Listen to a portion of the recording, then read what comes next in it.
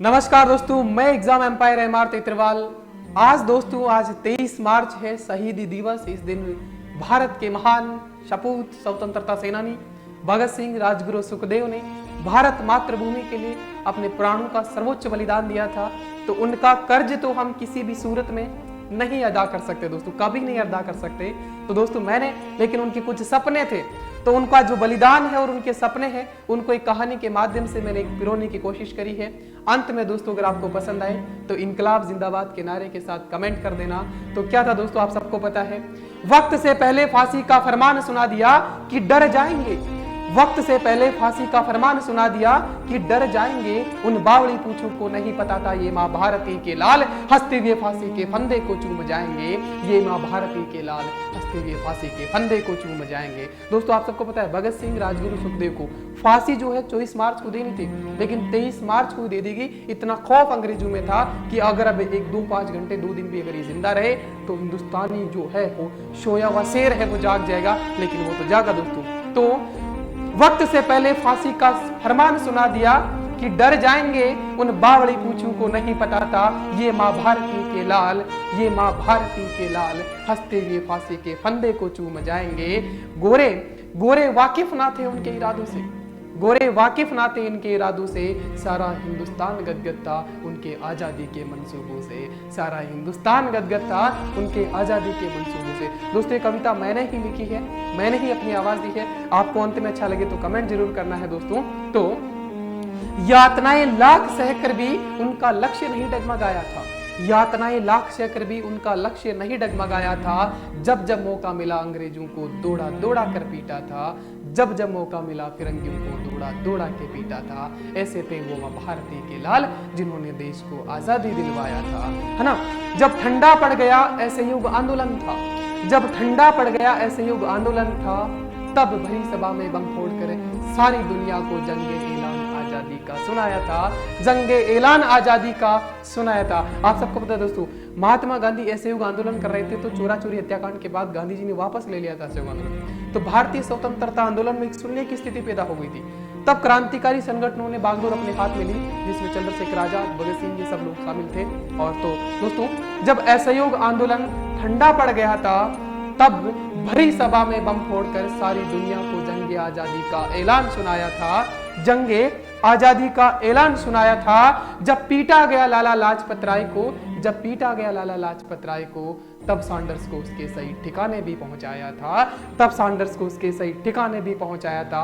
ऐसा था वो माँ विद्यावती का लाल, ऐसा था वो माँ विद्यावती का लाल जिसने हिंदुस्तानी सोए हुए शेर को जगाया था, जिसने हिंदुस्तानी सोए हुए शेर को जगाया था। बात जब दुल्हन की आई तो मौत को गले लगाया, बात जब दुल्हन की आई तो मौत को गले लगाया। वरमाला से पहले तख्ते पर फांसी का फंदा चूम लिया, वरमाला से पहले तख्ते पर चढ़कर फांसी का फंदा चूम लिया। हाथा वो आजादी का नायक, हाथा वो आजादी का नायक। तभी तो अंग्रेजों के दिमाग में खौफ और हिंदुस्तानियों के दिलों में स्वाभिमान का झंडा गाड़ गया, हिंदुस्तानियों के दिलों में स्वाभिमान का झंडा गाड़ गया।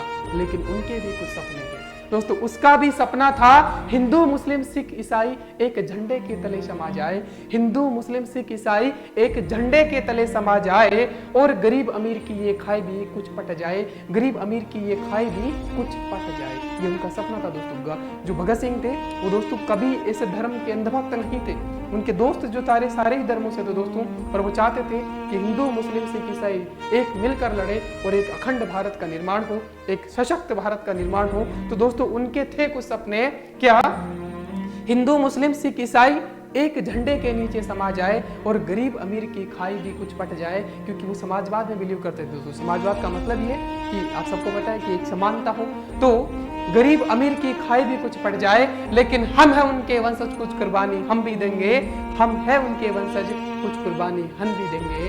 उनके जो ये सपने हैं उनको ये आगे चल के क्रांति बना देंगे, उनके सपने जो ये हैं उनको आज नहीं तो कल क्रांति बना देंगे।